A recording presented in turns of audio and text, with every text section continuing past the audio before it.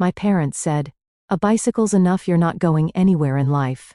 Then gifted my sister a shiny new car and laughed at me in front of the whole family. They had no idea what I would do next. I'm Megan Wilson, 28. And for as long as I can remember, my parents treated my sister Haley like royalty, while I was the family afterthought. Nothing made this clearer than when they gifted her a brand new BMW for graduation, while presenting me with a rusty bicycle, and the cruel words, "This is enough for you, since you're not going anywhere in life." They never expected I'd one day drive past them in a Bentley worth more than their house. Before I share how I went from that rusty bicycle to driving a Bentley, I'd love to know where you're watching from. Drop a comment below and subscribe if you want more stories about turning rejection into success. Growing up in an upscale Boston suburb, our family looked picture perfect from the outside. My father, Richard Wilson, was a respected cardiologist at Massachusetts General Hospital, while my mother, Barbara, maintained successful private psychology practice. Our colonial-style home with its manicured lawn and luxury cars in the driveway projected the image of the quintessential American success story. Behind closed doors, however, a clear hierarchy existed, one where my younger sister Haley consistently ranked above me. 3 years my junior, Haley had decided early on to follow our father's footsteps into medicine, a choice that immediately endeared her to our achievement-obsessed parents. I still remember my 10th birthday when I received a set of hand-me-down clothes, while Haley, despite it not being her birthday, got a brand new microscope to encourage her scientific mind. The message was clear even then: her potential merited investment. Mine did not. Unlike Haley with her straight A's and perfect adherence to our parents' life plan, I was drawn to business and technology. When I was 12, I set up a small website designing custom birthday cards for neighbors, charging $5 each. My father dismissed it as playing around on the computer, while my mother worried I was developing an unhealthy fixation with money. "Entrepreneurs are just gamblers in business suits," my father would say whenever I mentioned admiring someone like Sarah Blakely or Elon Musk. "Medicine and law are the only reliable paths to success." High school only widened the divide. While Haley joined the debate team and science club, activities my parents drove her to and attended religiously, I founded a small business club that met during lunch periods since I couldn't get a faculty sponsor. I sold custom phone cases online, making nearly $200 a month, but my parents considered it a distraction from real academics. During Haley's junior year, she won a regional science competition. My parents threw an elaborate party, inviting extended family and their colleagues. That same month, I was featured in a local newspaper for my expanding online business. But my parents didn't even hang the article on the refrigerator. "It's just a phase," my mother told our neighbor who mentioned seeing my name in print. "We're hoping she grows out of it and considers something more stable." The contrast was perhaps most stark during our respective high school graduations. For Haley's ceremony, my parents hired professional photographer and hosted a catered garden party afterward. My graduation warranted only a quick dinner at a chain restaurant, where my father spent most of the time on his phone reviewing patient files. The gifts made the difference even clearer. Haley received a white gold watch worth several $1,000s to mark her entrance into the professional world of medicine. I received a $25 Amazon gift card, with the half-joking comment, "Maybe you can find some business books to read before college." Despite their clear favoritism, I never resented Haley herself.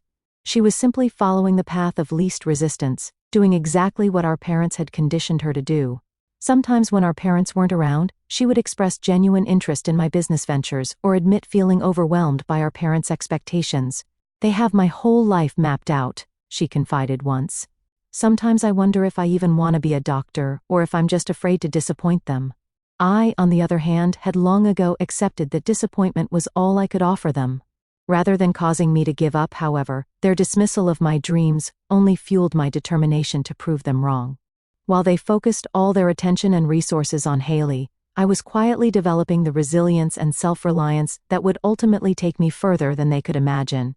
By the time I finished high school, I had saved nearly $5,000 from my various ventures, built a portfolio of small business projects, and developed the thick skin that comes from years of being underestimated. While my parents fretted over which prestigious pre-med program would best position Haley for Harvard Medical School, I researched state colleges with strong entrepreneurship programs that I could afford on my own. "You're really going to State University?" My mother asked incredulously when I announced my college choice. Even with your grades, you could have aimed higher. What she failed to understand was that I wasn't aiming lower. I was aiming differently. I had a plan, and for the time in my life, I was grateful they weren't interested enough to interfere with it. My semester at State University was a crash course in self-sufficiency, while Haley moved into a luxury apartment near her Ivy League campus, fully furnished and paid. For by our parents, I juggled a roommate in a cramped dorm, a part-time job at the campus coffee shop, and a weekend gig doing data entry for a local business. My parents covered Haley's tuition, meal plan, textbooks, and even gave her a monthly allowance for incidentals. Meanwhile, I pieced together scholarships, student loans, and my own earnings to make ends meet. The contrast couldn't have been starker, but surprisingly, I found freedom in their neglect. "We're worried about your focus," my father said during one of our infrequent phone calls. "Your sister is already conducting research with one of the department heads. What exactly are you doing with your time?" What I was doing was laying the groundwork for my future. While officially studying business administration, I was also teaching myself coding through free online courses, networking with tech entrepreneurs who visited campus, and continuing to build my online presence. By sophomore year, I had transformed my custom product business into Personalize It, a small e-commerce site selling personalized merchandise to campus organizations. Fraternities, sororities, and student clubs ordered custom t-shirts, mugs, and banners through my platform, which I managed between classes and shifts at the coffee shop. The business cleared nearly $1,000 in profit each month, not life-changing money, but enough to reduce my hours at the coffee shop and reinvest in better equipment. I felt a quiet pride watching my site visitor numbers grow month after month, even if I had no one to share the milestone with. My breakthrough came midway through junior year when I took an advanced entrepreneurship seminar taught by Sarah Jenkins, a former tech executive who had successfully launched and sold 2 startups. Unlike most professors who focused on theoretical business models, Sarah emphasized practical application and real-world problem-solving. After I presented my e-commerce business to the class, Sarah asked me to stay behind. "You've built something real here," she said, scrolling through my website. "But you're thinking too small. This platform you've created could serve more than just college organizations." Sarah became the mentor I'd never had. She challenged me to think bigger, connected me with her network, and most importantly, treated my ambitions as legitimate, rather than a phase to outgrow. Under her guidance, I expanded to serve small businesses and community organizations beyond campus. "You have an intuitive understanding of what small business owners need," Sarah observed, after I implemented a feature that simplified bulk ordering. "That's something you can't teach. You either get it, or you don't." The contrast between Sarah's mentorship and my parents' dismissal couldn't have been more stark. While they continued to shower attention and resources on Haley, sending her to medical conferences, and funding international volunteer opportunities that would look good on her residency applications, I was quietly building something sustainable. Christmas break during junior year brought the divide into painful focus. At our extended family gathering, my parents spent the entire evening updating relatives on Haley's impressive medical school accomplishments. "She's already co-authored a research paper," my father announced proudly. "The department chair says she has the potential to revolutionize cardiology research." When my aunt politely asked about my studies, my mother's response was telling. "Oh, Megan's still doing that online shop thing," she said with a dismissive wave. "It's a hobby that keeps her busy between classes." "It's actually a registered business now," I corrected quietly. "We did over 30,000 in sales last quarter." My father chuckled. "Don't get too attached to it, sweetheart. These internet businesses come and go. You'll need a real job once you graduate." I bit my tongue, knowing that arguing would only lead to another lecture about the evening answering customer emails and finalizing designs for a new product line. By senior year, Personalize It had grown to require 3 part-time student employees. We were clearing $10,000 monthly in revenue with healthy profit margins. Sarah helped me secure a small business grant that allowed me to improve our website and automate some of the production processes. "You're positioned for significant growth post-graduation," Sarah told me during our last advisory meeting. "Have you thought about seeking investors to scale more quickly?" I had, in fact, begun preparing a pitch deck for potential angel investors. The business had proven its concept and demonstrated consistent growth. With additional capital, I could expand our product lines, improve our manufacturing partnerships, and potentially open a small production facility. As graduation approached, I felt a mix of excitement and apprehension. While my classmates worried about finding entry-level positions or applying to graduate school, I was preparing to transition from student entrepreneur to full-time CEO. The path ahead was uncertain, but for the time I felt confident in my abilities and the foundation I'd built. What I didn't anticipate was how dramatically the dynamics with my family would change, or how a rusty bicycle would become the catalyst for the next chapter of my life. Haley's medical school graduation fell 3 weeks after my college commencement. While my graduation had warranted only a brief Sunday lunch with my parents, during which they reminded me I should start applying for real jobs as a backup plan, Haley's celebration was planned with military precision. My parents rented a private room at an upscale Boston restaurant, invited extended family from across the country, and commissioned a professional photographer to document the occasion. The invitation specified formal attire and included a note about a special surprise for the graduate. Despite our complicated history, I was genuinely happy for my sister. Medical school had been grueling, and I'd heard enough of her late-night phone calls to know she had sometimes struggled with the pressure. I decided to put aside my frustrations with our parents' favoritism and focus on supporting Haley's achievement. I even had good news of my own to share. Personalize It had secured its round of angel investment, $75,000 from a local business owner who believed in our growth potential. It wasn't life-changing money, but it validated my business model and would allow me to lease a small commercial space rather than continuing to operate from my apartment. The afternoon of the celebration, I arrived early to help set up, wearing a new dress I'd splurged on for the occasion. My mother immediately commented on my appearance. "That's interesting," she said, eyeing my outfit. "We're going for elegant tonight, dear."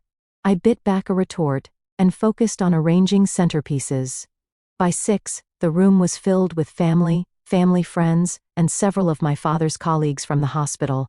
Haley arrived to applause, looking simultaneously exhausted and elated in a tailored blue dress. "Dr. Haley Wilson," my father announced proudly, raising a champagne flute. The newest physician in the family tradition. Toast after toast followed, each speaker more effusive than the last about Haley's intelligence, dedication, and bright future. I clapped sincerely, even as I noted that no one had acknowledged my graduation 3 weeks prior. After dinner, my father clinked his glass again for attention. "As many of you know, becoming a doctor requires not just intelligence, but tremendous sacrifice," he began. "Haley has demonstrated extraordinary commitment to her education, and her mother and I couldn't be prouder. We wanted to give her something that represents the new journey she's beginning." He handed Haley a small box containing a key. My mother led her to the window, where she could see a brand new white BMW 3 Series parked outside, decorated with a massive red bow. "Oh my God!" Haley gasped, tears forming. "Are you serious? You've earned it," my mother said. "You need reliable transportation for your residency."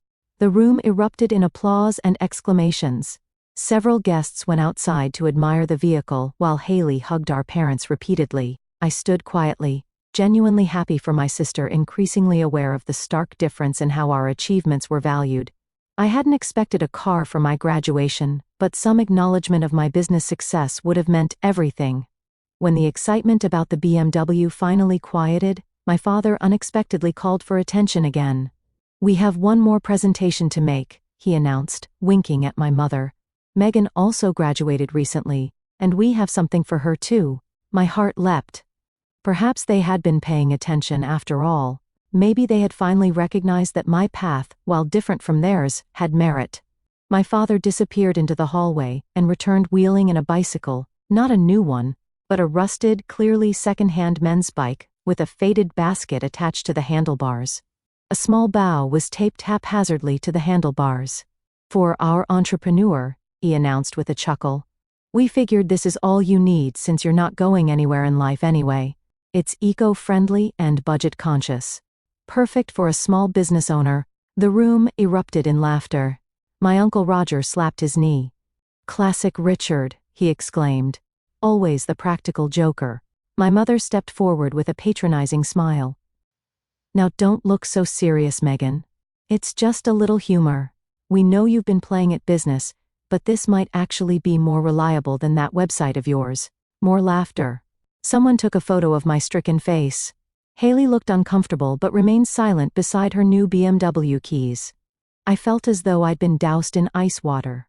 The casual cruelty, the public humiliation, the dismissal of everything I'd worked for, it crystallized years of feeling best into one unbearable moment. With mechanical movements, I thanked them for the thoughtful gift, declined dessert citing an early meeting the next day, and wheeled the bicycle outside. It was raining because of course it was, and I had no way to transport the bike home other than riding it. So I did. In my formal dress and heels, I pedaled 3 miles through Boston traffic in the rain, the rusty chains squeaking with every rotation. By the time I reached my apartment, my dress was ruined, my makeup had washed away with a mixture of rain and silent tears, and something fundamental had shifted inside me. I propped the bicycle against my apartment wall and stared at it, water pooling around my feet on the linoleum. This bicycle wasn't just a thoughtless gift, it was a symbol of everything my parents thought of me and my capabilities. Not going anywhere in life, I whispered to the empty room. In that moment, something hardened within me.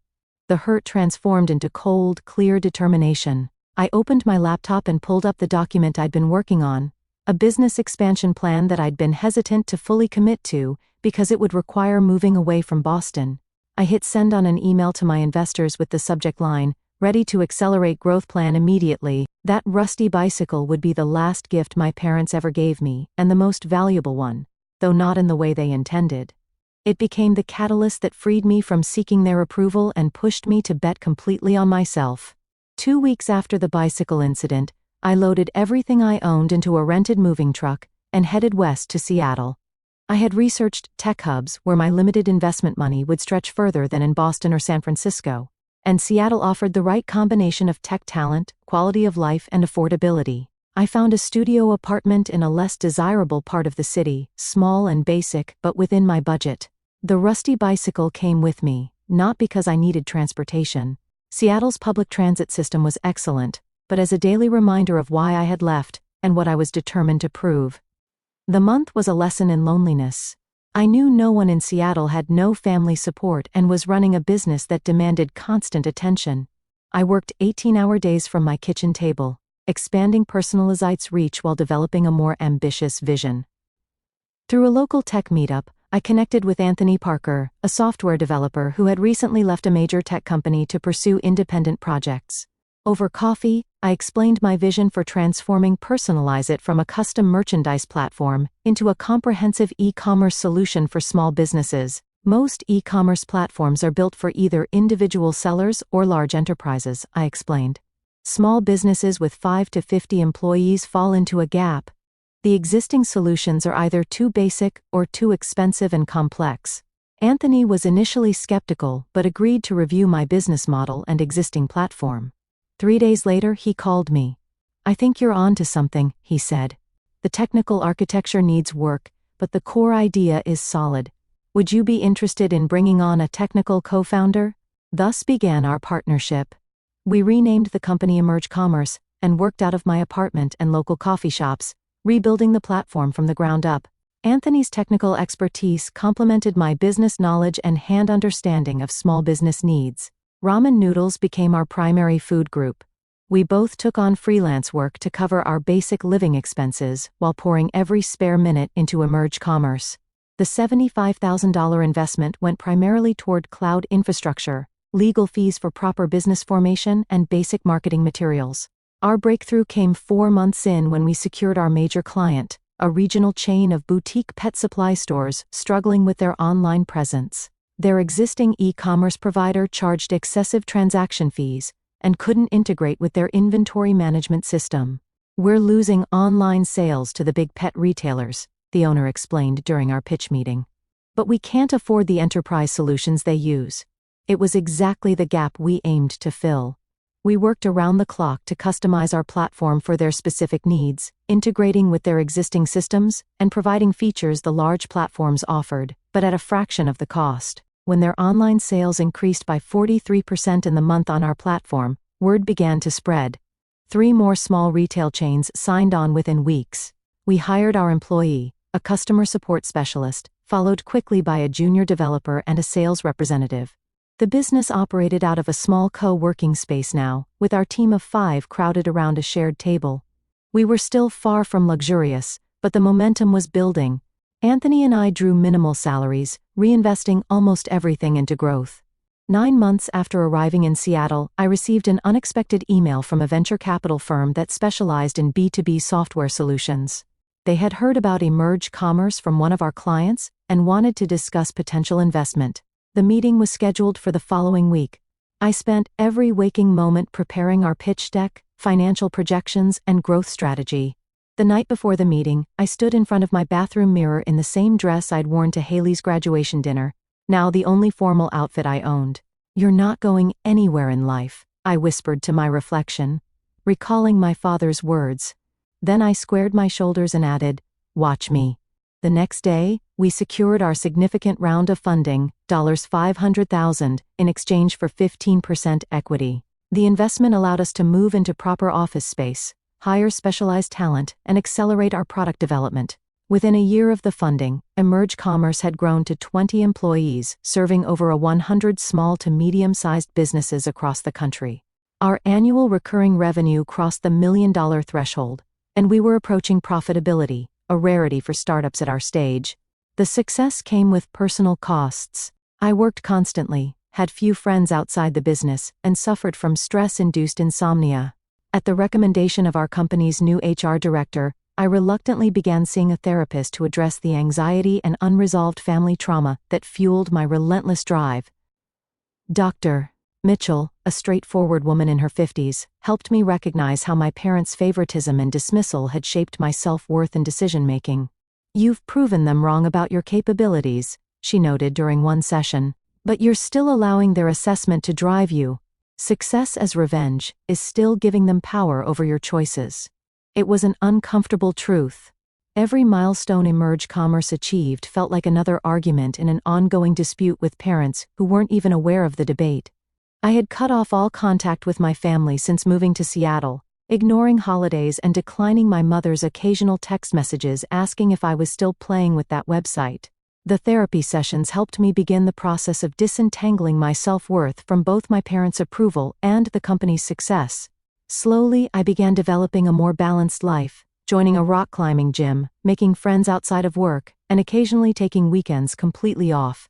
As Emerge Commerce continued to grow, I found myself leading a company that was increasingly becoming a significant player in the e-commerce solution space. The rusty bicycle still hung on my office wall, no longer as a reminder of humiliation, but as a symbol of how far I had come from that rainy night in Boston. 2 years after securing our initial venture funding, Emerge Commerce had transformed from a scrappy startup into a respected name in e-commerce solutions. Our team had expanded to 50 employees, occupying an entire floor of a downtown Seattle office building. Our software now powered the online operations of over 500 businesses nationwide, from boutique retailers to service providers to small manufacturers. The company's most recent valuation placed it at just over $20 million, a figure that still seems surreal to me. My ownership stake, though diluted by 2 rounds of funding, represented more wealth than I had ever imagined possessing. I had upgraded from my tiny studio to a luxury apartment with floor-to-ceiling windows overlooking Puget Sound, a purchase I made not to flaunt success, but because after years of working from kitchen tables and coffee shops, I wanted a space that felt both comfortable and inspiring. While the business thrived, I had maintained my self-imposed separation from my family. Holidays passed with new traditions among friends or quiet retreats focused on rest and reflection. I still attended therapy regularly, working through the complex emotions tied to my upbringing and finding healthier motivations for my ambitions. The unexpected connection to my past came through my cousin Jessica, who contacted me through LinkedIn after spotting my profile in a business magazine feature on tech founders under 30. "I almost didn't recognize you," she wrote. "No one in the family really talks about what you're doing, but this looks incredible. Would you be open to catching up over coffee? I'm in Portland now, so not too far from Seattle." I hesitated but ultimately agreed. Jessica had never been particularly close to either me or Haley, but she had never participated in the family's dismissal of my ambitions either. We met at a quiet cafe near Pike Place Market. After an initially awkward greeting, Jessica's genuine interest in Emerge Commerce helped ease the tension. "This is seriously impressive," she said, looking through our company profile on her phone. "Uncle Richard and Aunt Barbara never mention any of this. It's always just updates about Haley's medical career." "How is Haley?" I asked, surprised by my own curiosity. Jessica's expression shifted. "That's part of why I wanted to connect, actually. Things aren't great. Haley's struggling with pretty severe burnout. She's talking about quitting medicine altogether." This was unexpected. In our family narrative, Haley was the success story, the one who had followed the prescribed path to achievement. "What happened?" I asked. "She never wanted to be a doctor," Jessica said simply. "She wanted to please your parents. Now she's 3 years into a career she hates, working 80-hour weeks and having panic attacks in supply closets." I felt a complex mix of emotions: sympathy for my sister's situation, anger at our parents for their pressure, and a twinge of validation that their perfect plan hadn't led to happiness. Jessica continued with more family updates. "My father had made several poor investment decisions, losing a significant portion of their retirement savings. My mother had scaled back her practice due to health issues. They had even downsized to a smaller home outside Boston. They don't talk about it much," Jessica added, "but I think they're not as financially comfortable as they once were." Uncle Richard mentioned possibly delaying retirement. I absorbed this information with surprising detachment. There was no satisfaction in hearing about their difficulties, but no urge to reconnect or offer assistance either. The emotional distance I had cultivated served as an effective buffer. As Jessica and I parted with promises to stay in touch, I considered reaching out to Haley directly. Before I could decide, however, a new business development jolted my attention back to Emerge Commerce. Our sales team had identified a major opportunity: the chance to bid on providing e-commerce infrastructure to a network of medical clinics across the Northeast. The potential contract was worth millions and would establish us in the healthcare sector, an area we had identified for expansion. As I reviewed the prospectus, a familiar name jumped out at me. Among the affiliated practices was Wilson Cardiovascular Associates, my father's private practice, which operated in partnership with several other specialists, and the regional hospital system. This wasn't just any contract winning, it would put Emerge Commerce directly in my family's professional orbit. The ethical implications were immediate and complex. Would pursuing this opportunity be seen as leveraging family connections even though I had none? Would it appear as though I was deliberately targeting my father's business world? After careful consideration and consultation with our legal team, I decided that recusing myself from the bidding process would be the most appropriate approach. I would not be involved in presentations or negotiations, leaving those responsibilities to our Chief Revenue Officer and sales team. However, I would not withdraw Emerge Commerce from consideration. The opportunity aligned perfectly with our growth strategy regardless of the personal connection. The decision made, I threw myself into other aspects of the business while our team prepared the bid. 3 weeks later, I received the news. Emerge Commerce had been selected as the finalist, pending a formal presentation to the hospital board and affiliated practice representatives. They were particularly impressed with our small business focus, our CRO reported. Apparently, their current provider treats them like an afterthought because they're not enterprise level. The irony wasn't lost on me. I had built a company specifically designed to value businesses that larger players dismissed, much as I had been dismissed within my own family. "There's one complication," he added hesitantly. "They've specifically requested that you personally lead the final presentation. Apparently, your background story from the magazine feature resonated with several board members." I sat with this development for several hours before making my decision. After years of separation, I would finally come face to face with my family again, not as the dismissed daughter seeking approval, but as the CEO of a multi-million-dollar company they desperately needed. The symmetry felt almost too perfect, like the universe had orchestrated an opportunity for resolution I hadn't known I needed.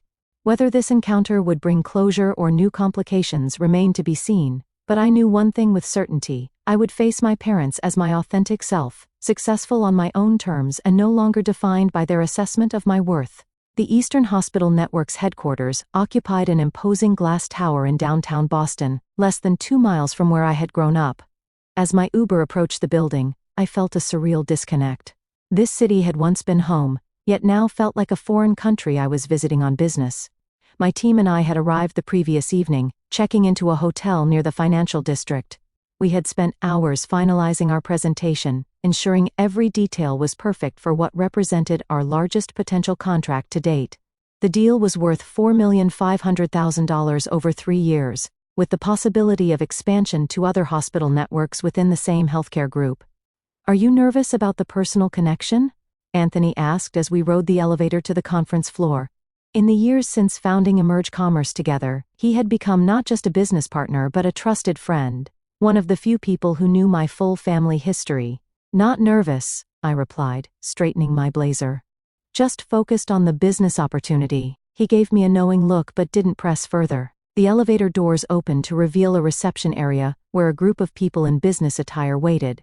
My eyes immediately found my father, looking older than I remembered, his hair now completely gray. Beside him stood my mother, elegant as always but with new lines around her eyes. And there was Haley, dressed in a white coat over professional attire, looking simultaneously polished and exhausted. None of them had noticed me yet. I took a deep breath, centered myself, and stepped forward with my hand extended toward the man I recognized as the hospital's chief operating officer from our research. "Good morning. I'm Megan Wilson, CEO of Emerge Commerce. Thank you for the opportunity to present our solution today." The CEO shook my hand enthusiastically. "Ms. Wilson, we're excited to hear your presentation. Your company's approach to small and medium practices is exactly what our network has been looking for." As we exchanged pleasantries, I watched recognition dawn on my family's faces. My father's expression shifted from confusion to shock. My mother's hand flew to her throat. Haley's eyes widened, her mouth forming a small O of surprise. The COO, oblivious to the unfolding family drama, continued with introductions. "Let me introduce some key stakeholders. This is Dr. Richard Wilson, who heads our cardiology practices, and will be representing the physician perspective today." My father stepped forward mechanically, extending his hand. "Megan," he said, his voice strained. "What a surprise." I shook his hand firmly, maintaining professional composure. "Dr. Wilson?" I replied with a polite nod. "I look forward to addressing your practice's specific needs during our presentation." Similar awkward exchanges followed with my mother, who served on the hospital's community outreach board, and Haley, now a resident physician in the network. The other board members and executives, sensing an unusual tension but unaware of its source, quickly moved us toward the boardroom. The presentation itself was among my best. I presented Emerge Commerce solution with clarity and confidence, demonstrating how our platform could seamlessly integrate with their existing systems while providing superior functionality at a lower cost than their current provider. My team expertly addressed technical questions while I focused on the strategic partnership aspects. Throughout the hour-long presentation, I avoided making direct eye contact with my family members, though I could feel their stares. My father asked several pointed questions about security protocols and downtime guarantees, more aggressively than necessary, but nothing I couldn't handle with professional poise. When the formal presentation concluded, the COO announced they would take a brief recess before reconvening to discuss next steps. As board members filed out for refreshments, my parents and sister approached my team's table. "You might have mentioned you were behind this company," my father said quietly, his tone carrying an edge of accusation. "Would it have mattered?" I asked evenly. "The selection process was based on the merits of our platform, not personal connections." "Of course it would have mattered," my mother interjected. "We're your family, Megan. You disappeared for years without a word, and now you show up like this?" As a business proposition, I maintained my professional demeanor, aware that other attendees were within earshot. "I'm here representing Emerge Commerce. Our personal history isn't relevant to whether our solution is the right fit for the hospital network." My father's expression hardened momentarily, then shifted to something I hadn't seen before: calculation. His tone suddenly warmed. "Well, it's wonderful to see you so established," he said. "Your mother and I always knew you had potential. Perhaps we could discuss a special arrangement for our practices, given the family connection? A preferential rate structure, perhaps?" The audacity was breathtaking. After years of dismissing my business aspirations, he now wanted to leverage our relationship for a discount. I felt a flash of anger but channeled it into calm resolve. "Our proposal represents our best offer," I replied. "We pride ourselves on transparency and consistent pricing for all clients. I'm sure you can appreciate the importance of professional boundaries. Before he could respond, we were called back for the decision meeting. To my immense satisfaction, the board voted unanimously to proceed with Emerge Commerce as their new provider. Contracts would be finalized within the week, pending legal review. As the meeting concluded and attendees gathered their materials, my parents approached again, this time with forced smiles. We should celebrate, my mother suggested. Perhaps dinner tonight? It's been so long, and we have so much to catch up on. I knew what this was, not a genuine desire for reconciliation, but an attempt to reassert their influence now that my success was undeniable. The realization brought not anger but a sense of clarity and peace. I'm afraid I have a flight back to Seattle this evening, I said. Our team has several major projects in development. Surely you can change your flight, my father pressed. Family should come especially after such a long separation. I met his gaze directly. Is that what you believed when you gave me a rusty bicycle and told me I wasn't going anywhere in life? His face flushed. My mother looked away uncomfortably. That was just a joke, Megan, she said weakly. You always were so sensitive. I gathered my presentation materials and nodded to Anthony, who was waiting by the door. Thank you both for your consideration of our proposal. Our account team will be in touch regarding implementation. Outside the building, a sleek black Bentley Continental GT waited at the curb. Not my usual vehicle, but one I had specifically arranged for this trip. The symbolism wasn't subtle, but after years of therapy, I had allowed myself this one indulgence in poetic justice. As I handed my briefcase to the driver, I heard my name called. Turning, I saw Haley hurrying toward me, her white coat flapping. Megan, wait, she called, slightly out of breath. Can we talk? Just for a minute. I hesitated, then nodded to the driver to wait. Haley approached, looking both professional and profoundly tired. I didn't know, she said without preamble, about the bicycle, about what they said to you. I was so caught up in my own pressures that I never stood up for you. I'm sorry. The sincerity in her voice caught me off guard. It wasn't your responsibility to fix how they treated me, I replied. Maybe not, but I could have been a better sister. She glanced at the Bentley, then back at me with a small smile. You really did it, didn't you?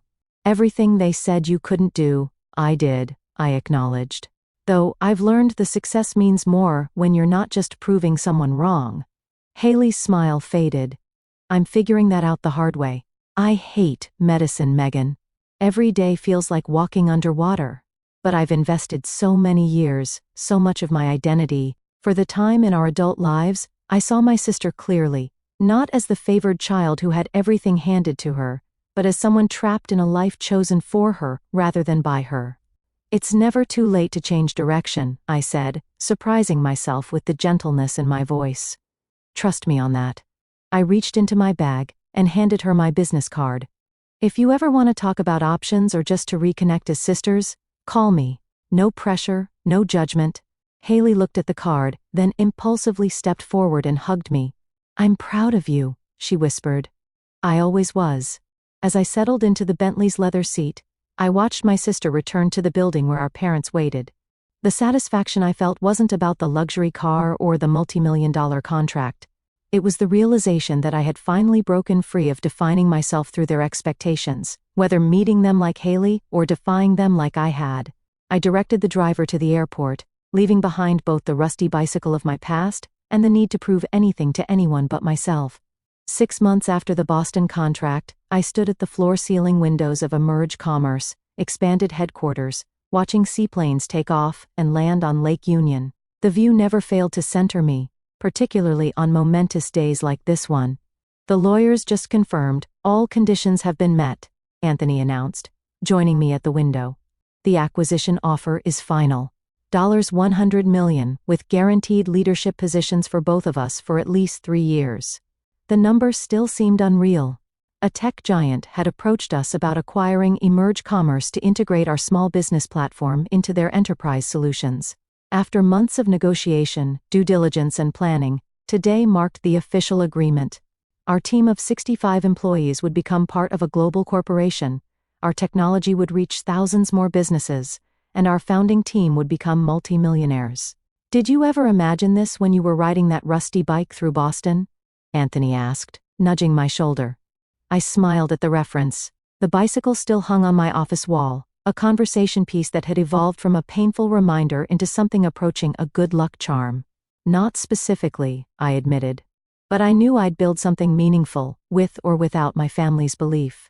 My relationship with therapy had evolved over the years from crisis management to ongoing personal growth. Dr. Mitchell had helped me recognize that while proving my parents wrong had provided initial motivation, true fulfillment came from creating something that genuinely helped others.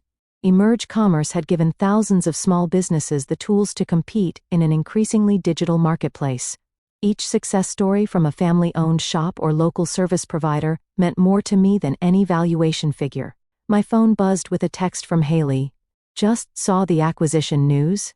So incredibly proud of you. Coffee next week when you're in Boston. The relationship with my sister had been cautiously rebuilding over the past 6 months. After our encounter in Boston, she had taken a leave of absence from her residency program to reassess her career path. We spoke regularly now, carefully navigating our shared history while establishing a new dynamic as adults. My parents had made multiple attempts to re-enter my life since the hospital contract their interest in reconnection suspiciously aligned with my rising public profile. Business magazines had featured Emerge Commerce in several companies to watch lists, and a particularly flattering profile in Forbes had included the bicycle story, though I had been careful not to identify my parents by name. Your father called the office again, my assistant had reported last week. He mentioned something about investment advice. I had established clear boundaries around these contact attempts. I wasn't interested in a relationship based on what I could now provide them financially or socially. My mother's birthday card had included a handwritten note suggesting they had always believed in me, deep down a revision of history I wasn't willing to accept. Through therapy, I had learned that forgiveness didn't require reconciliation. I could release the anger and hurt without inviting the same dynamics back into my life. I had forgiven them for my own peace, but maintained the distance necessary for my continued health. The acquisition announcement triggered another round of outreach. Congratulatory messages that subtly emphasized our family connection now that it carried social capital. I responded with brief, polite acknowledgments, but continued declining invitations for visits or deeper engagement. I've been thinking about what's next, I told Anthony as we turned from the window toward the conference room where our team waited to celebrate. Beyond the transition period with the new parent company, let me guess, another startup? He asked with a knowing smile. Not exactly. I'm launching a foundation to support young entrepreneurs from unsupportive backgrounds, mentorship, seed funding, emotional resources. The things I had to find on my own. The Wilson Foundation would focus particularly on generation business owners, and those whose families discouraged their entrepreneurial ambitions.